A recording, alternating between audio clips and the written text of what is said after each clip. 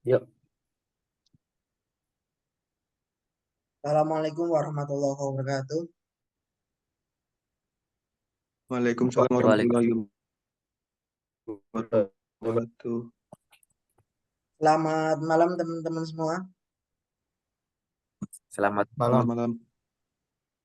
Pada kesempatan kali ini kita akan membahas sedikit materi yang ada di beberapa artikel dengan tema mendesain dan mengelola layanan. Untuk mempersingkat waktu, langsung saja masuk ke dalam pokok materi. Di sini ada beberapa pertanyaan. Yang pertama, bagaimana inovasi di sektor layanan berbeda dari inovasi di sektor manufaktur?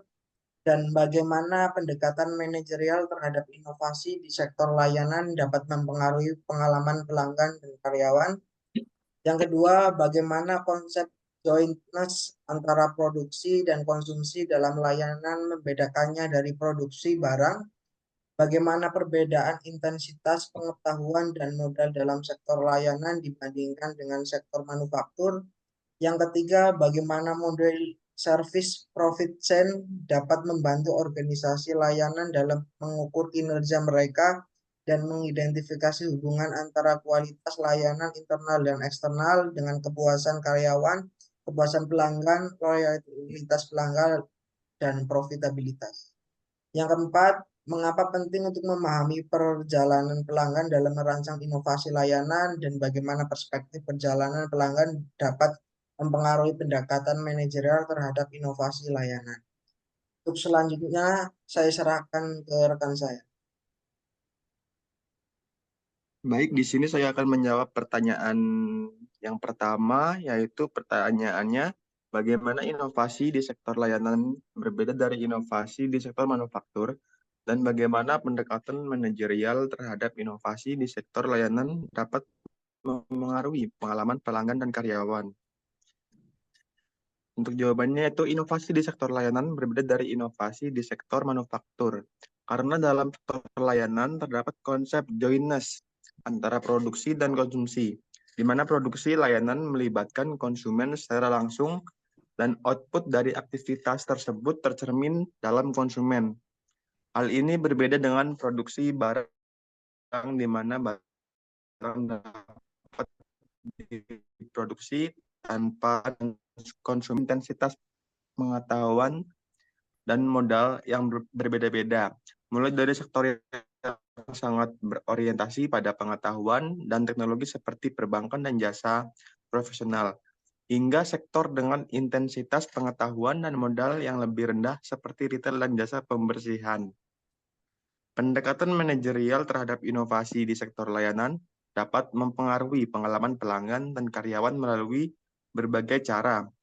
Salah satunya adalah dengan fokus pada pelatihan karyawan dalam berinteraksi dengan pelanggan untuk membangun hubungan emosional dan personal dengan mereka. Dengan membangun koneksi emosional dengan pelanggan, pengalaman pelanggan menjadi lebih positif, personal, dan mudah diingat. Selain itu, pendekatan manajerial yang memperhatikan pengalaman karyawan juga dapat menciptakan lingkungan kerja yang positif, di mana karyawan merasa dihargai dan termotivasi untuk memberikan pelayanan terbaik kepada pelanggan. Hal ini dapat meningkatkan loyalitas pelanggan, kepuasan karyawan, dan pada akhirnya profitabilitas perusahaan dalam industri layanan. Baik, untuk materi selanjutnya yaitu akan disampaikan oleh rekan saya. Baik, di sini saya akan menjelaskan dari pertanyaan kedua, yaitu bagaimana konsep jointness antara produksi dan konsumsi dalam layanan membedakannya dari produksi barang. Bagaimana perbedaan intensitas pengetahuan dan modal dalam sektor layanan dibandingkan dengan sektor manufaktur? Jawabannya adalah konsep jointness itu antara produksi dan konsumsi dalam layanan membedakannya dari produksi barang dengan cara bahwa dalam layanan produksi melibatkan konsumen secara langsung. Artinya, dalam layanan konsumen tidak hanya menjadi penerima layanan, tetapi juga berpartisipasi dalam proses produksi layanan tersebut. Sebagai contoh, dalam layanan seperti layanan potong rambut atau layanan medis, konsumen secara aktif terlibat dalam proses produksi layanan tersebut dan output dari aktivitas tersebut langsung diterapkan pada konsumen. Hal ini berbeda dengan produksi barang di mana barang dapat diproduksi tanpa keterlibatan langsung dari konsumen dalam proses produksi. Dan perbedaan intensitas pengetahuan dan modal dalam sektor layanan dibandingkan dengan sektor manufaktur juga menjadi poin penting. Sebagaimana disebutkan dalam artikel, sektor layanan memiliki tingkat intensitas pengetahuan dan modal yang berbeda-beda. Sebagian sektor layanan seperti perbankan dan jasa profesional cenderung sangat bergantung pada pengetahuan dan teknologi tinggi. Sementara sektor lain seperti retail dan jasa pembersihan memiliki intensitas pengetahuan dan modal yang lebih rendah. Hal ini menunjukkan bahwa sektor layanan memiliki spektrum yang luas dalam hal intensitas pengetahuan dan modal, yang membedakannya dari sektor manufaktur yang mungkin cenderung lebih homogen dalam hal karakteristik tersebut. Untuk materi selanjutnya akan disampaikan oleh rekan saya. Untuk yang selanjutnya adalah yang ketiga, bagaimana model service profit chain dapat membantu organisasi layanan dalam mengukur kinerja mereka dan mengidentifikasi hubungan antara kualitas layanan internal dan eksternal dengan kepuasan karyawan, kepuasan pelanggan, loyalitas pelanggan, dan profitabilitas.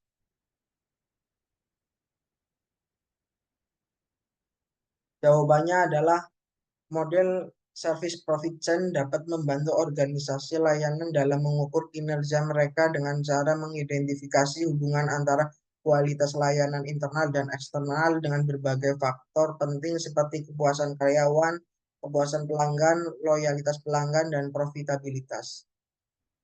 Model ini menyoroti pentingnya hubungan antara berbagai elemen dalam rantai layanan dan bagaimana interaksi di antara mereka dapat mempengaruhi hasil akhir perusahaan. Dalam model service profit chain, kualitas layanan internal seperti kepuasan karyawan, budaya perusahaan, sistem hubungan dihubungkan dengan kualitas layanan eksternal yang diterima oleh pelanggan. Kualitas layanan eksternal ini kemudian berdampak pada kepuasan pelanggan yang pada gilirannya dapat meningkatkan loyalitas pelanggan. Loyalitas pelanggan yang tinggi kemudian berkontribusi pada profitabilitas perusahaan melalui peningkatan retensi pelanggan, peningkatan penjualan, dan rekomendasi positif kepada orang lain. Dengan memahami dan mengukur hubungan antara elemen-elemen dalam service profit chain, organisasi layanan dapat mengidentifikasi area di mana mereka perlu meningkatkan kualitas layanan baik dari segi internal maupun eksternal untuk mencapai hasil yang lebih baik dalam hal kepuasan pelanggan dan profitabilitas. Dengan demikian, model ini memberikan pandangan yang holistik dan terintegrasi tentang bagaimana kualitas layanan dan kepuasan berbagai pemangku kepentingan saling terkait dan berdampak pada kesuksesan jangka panjang perusahaan. Untuk selanjutnya, saya serahkan kepada rekan saya.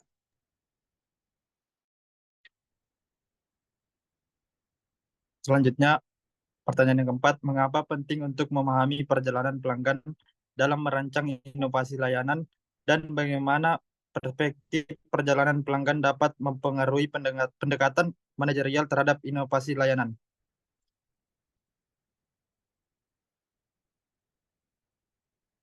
Jawabannya, penting untuk memahami perjalanan pelanggan dalam merancang inovasi layanan karena perjalanan pelanggan mencakup serangkaian interaksi dan pengalaman yang dialami oleh pelanggan dari awal hingga akhir saat berinteraksi